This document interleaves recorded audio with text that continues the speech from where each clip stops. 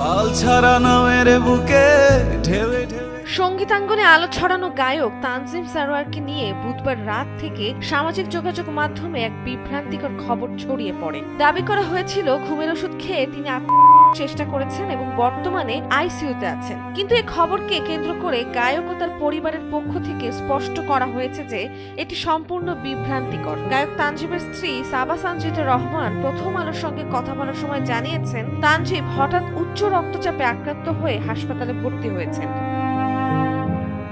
12 তারিখ মধ্যরাতে স্বামীর রক্তচাপ বেড়ে গেলে তাকে দ্রুত ইমার্জেন্সিতে নেওয়া হয় এবং সেখান থেকে আইসিইউতে স্থানান্তরিত করা হয়েছে বলে জানিয়েছেন তানজিমের স্ত্রী সাবা। তিনি জানান, তাদের দোয়ায় ও শুভেচ্ছায় তানজিম এখন মোটামুটি সুস্থ আছেন। সাবা আরো উল্লেখ করেছেন, তানজিমকে ইমার্জেন্সিতে নেওয়ার পর আইসিইউতে ভর্তি করা হয়েছিল এবং এখনো তিনি সেখানে চিকিৎসাধীন। তিনি সবাইকে তানজিমের জন্য দোয়া করতে অনুরোধ করেছেন।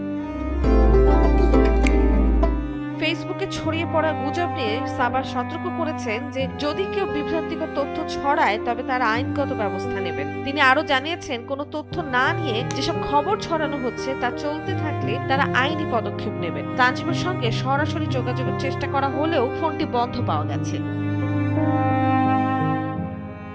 তানজিম সারোয়ারের কণ্ঠে দিল আমার মেঘ মিলন ও গা ছুঁয়ে বলো গানগুলো বিশেষভাবে আলোচনায় এসেছে। 2011 সালে আনুষ্ঠানিকভাবে সঙ্গীতাঙ্গনে প্রবেশের পর তার প্রথম একক অ্যালবাম অন্দরমহল প্রকাশ পায়। পরের বছরগুলোতে মেঘবরণ ও হৃদ মোহিনী অ্যালবামগুলো প্রকাশিত হয়। 2023 সালে সুরঙ্গ চলচ্চিত্রে গা ছুঁয়ে বলো দিয়ে সিনেমার গানে অভিষেক ঘটে তার।